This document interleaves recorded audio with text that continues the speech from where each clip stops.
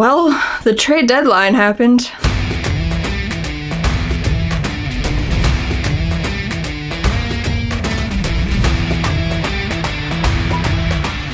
Welcome to From Center Ice. My name is Courtney, and of course, I'm here to talk about the trade deadline that was yesterday. I thought about making a video about it yesterday, seeing as yesterday was the trade deadline, but I felt like I had to sleep on it a bit, kind of process it a little bit more. I'm still trying to process what happened Friday, but you know. So let's work our way backward. We'll start with the last deal that happened and then work our way back to Friday to the first deal that happened. So first up is the Chicago Blackhawks sending Ryan Carpenter to the Calgary Flames for a 2024 fifth round pick, which isn't a bad deal. I felt like watching Carpenter play this year, he would be useful to some contending team, and the Calgary Flames are definitely in that category. He's not going to be one of the guys that drives offense for a line, but as of late, he's been playing a lot better at actually getting a lot more scoring chances. I don't know if he will take those scoring chances over to Calgary or if he will be in more of that fourth line shutdown role, but either way,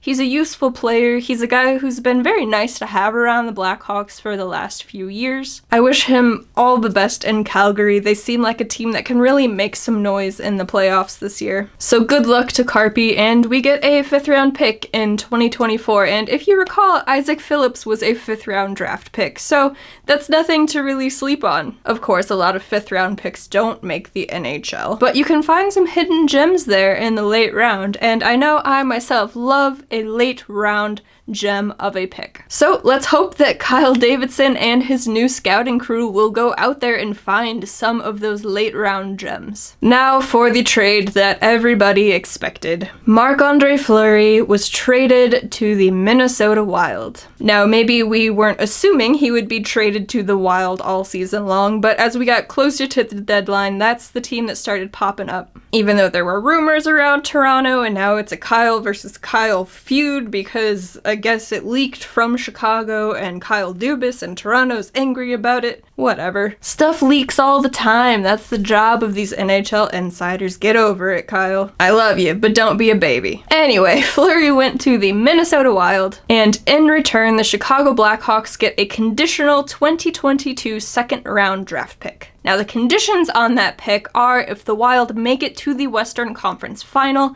and Marc-André Fleury gets 4 or more wins in the first 2 rounds, that pick becomes a 2022 first round draft pick. I don't know if you are like me, but it is just too difficult to root for the Minnesota Wild. Of course, the Blackhawks aren't anywhere near competing or playoff contention or anything like that, so the rivalry, I guess, doesn't really matter, but it's still there because they're in the Central Division, and it's just very hard to root for them.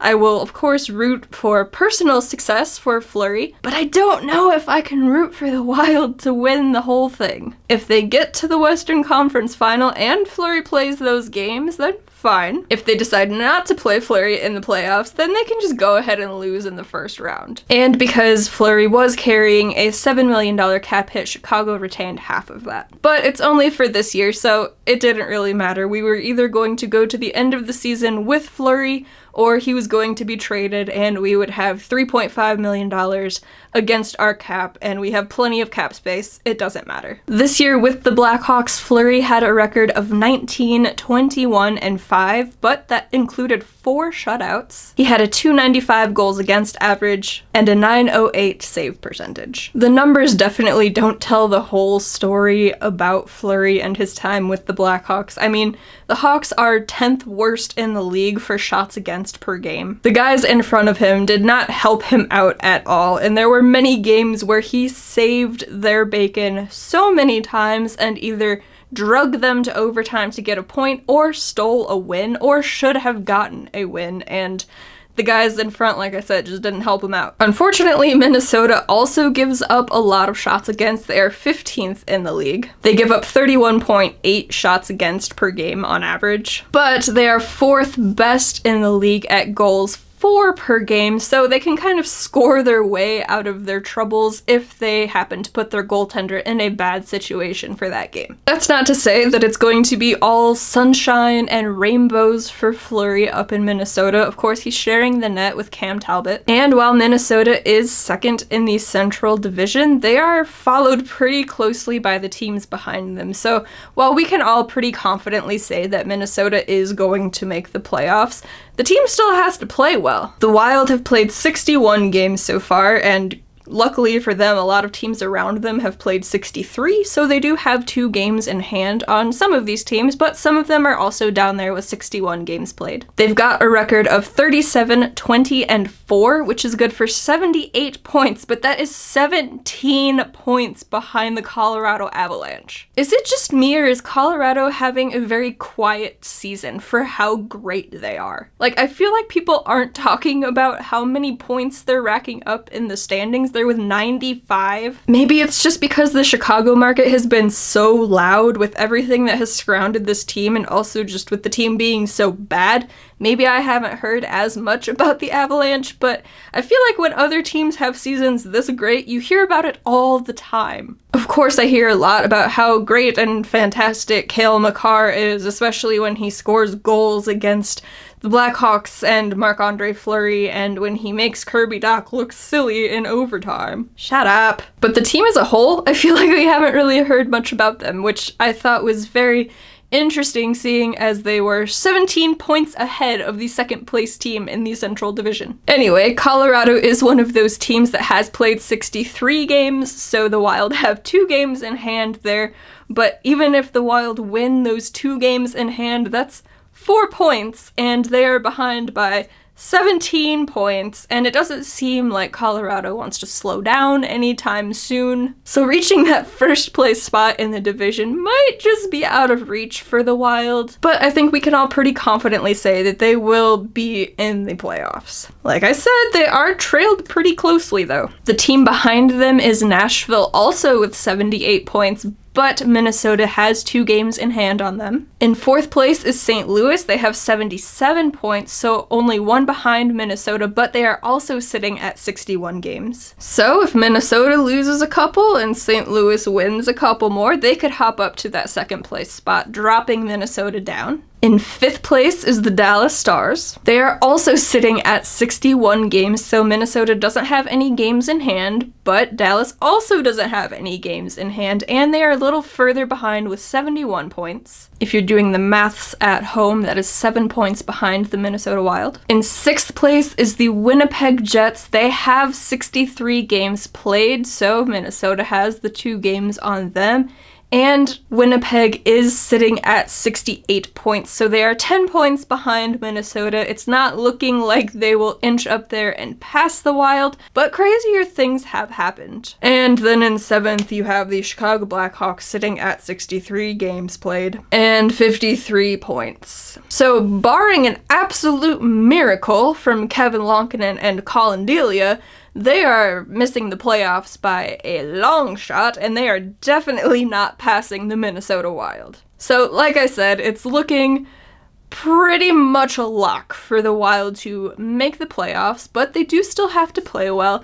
Luckily, Cam Talbot has been having a good season, and of course, this video is about the trade deadline, and our trade deadline trade was sending Marc-Andre Fleury to Minnesota, and I think he will absolutely thrive there. They have a better team. They do give up a lot of shots per game, but they can also score a lot better than the Chicago team did, and there were a lot of nights with Fleury here in Chicago where if he just got some run support, he would have gotten some more wins, and it looks like he will get that up there in Minnesota. And there are a lot less distractions around the team, as far as I know, at least. Now, I didn't expect to be as sad about this trade as I was. We all knew that Fleury was going to be moved, so it wasn't an upset feeling like, Kyle, how dare you trade Marc-Andre Fleury? Especially hearing that they worked with Fleury, sent him where he wanted to go, and they had communication with him, unlike what Vegas did when they sent him to Chicago. So that part was fine and good, but it was just so nice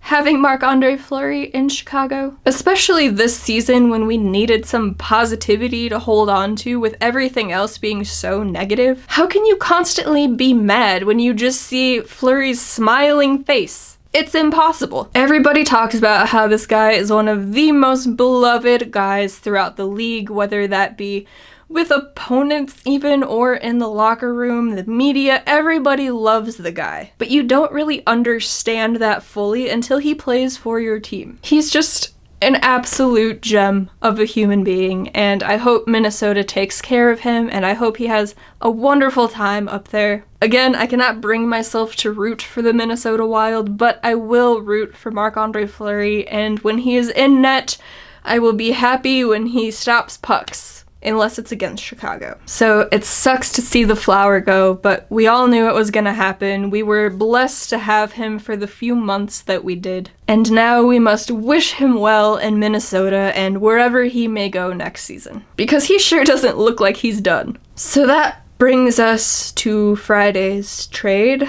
And before I actually jump into talking about it, I will say that two things here can be true.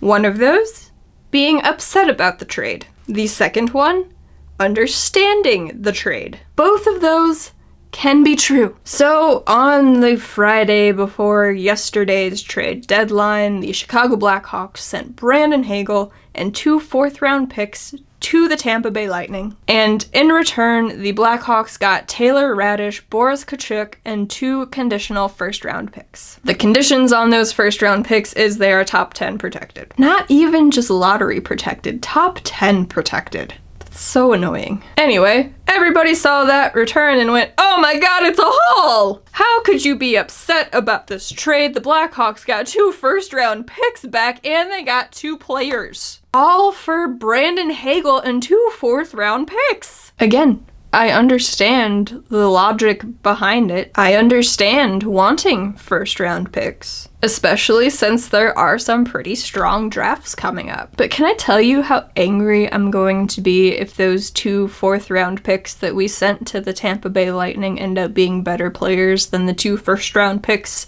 that the Tampa Bay Lightning sent to us? Because that just seems like a Chicago-Tampa thing, doesn't it? Of course, we have a new GM now. We don't really know what he's going to do at the draft. We kind of could sort of predict what Stan was thinking and what his old crew would do when it came to choosing prospects, who they would get at the draft. Now we have no idea, and that was part of the anxiety heading into the trade deadline, is we had no idea what Kyle Davidson was going to do. So until we get used to him and what kind of moves he makes, it's just a whole bundle of anxiety. Or maybe that's just me, since I always live with anxiety. If you don't, maybe you don't have that sense of dread filling your soul about this team. And to that, I say lucky you. So, Brandon Hagel, he is 23 years old. Seems like the perfect guy to keep around for a rebuild, if you ask me. Second on the team in goal scoring, an energy guy, somebody everybody in the locker room loves, somebody all of the coaches love.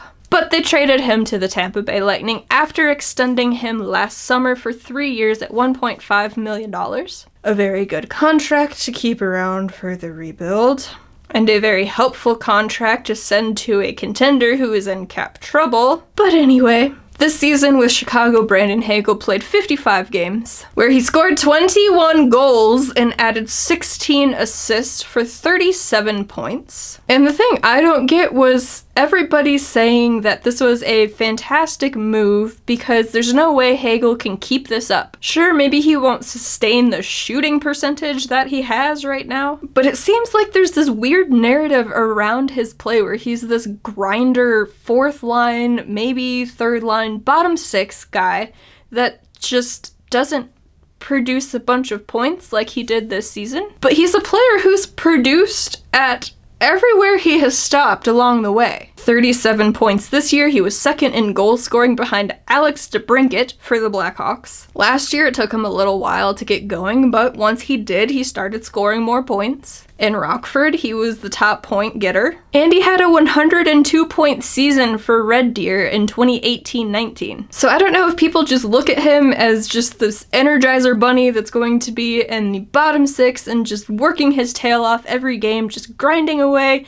getting to the pucks, and that's it. Which, of course, that is one part of his game, but he's also a point producer, and he's very good at doing that. But you know, whatever. Now the guys Chicago got back. First up, we've got Taylor Raddysh. He is 24 years old. He's making less than $1 million for 2 more seasons after this one. With the Tampa Bay Lightning this season, he played 53 games, scoring 5 goals and 7 assists for 12 points. And in his last game with the Blackhawks, he scored his first goal as a Blackhawk and registered an assist on Jonathan Toews' goal, so he has 2 points in 2 games played. And the note that people keep throwing out there as to why he is the perfect fit for the Blackhawks is he played with Alex DeBrincat and Dylan Strome in Erie. Of course, now there are rumblings that they might just not re-sign Strome, but you know. And Boris Katchouk is 23 years old. He is also making less than $1 million for the next 2 seasons after this one. With Tampa Bay this year, he played 38 games, scoring 2 goals and 4 assists for 6 points, and he added an assist playing for the Syracuse Crunch. And he's pretty upset about going from a winning culture to a rebuilding team. But you know what? I'm upset about the trade too, so we're just gonna have to get along, aren't we, Boris? Now, I've been trying to think of the words to put to my feelings about this trade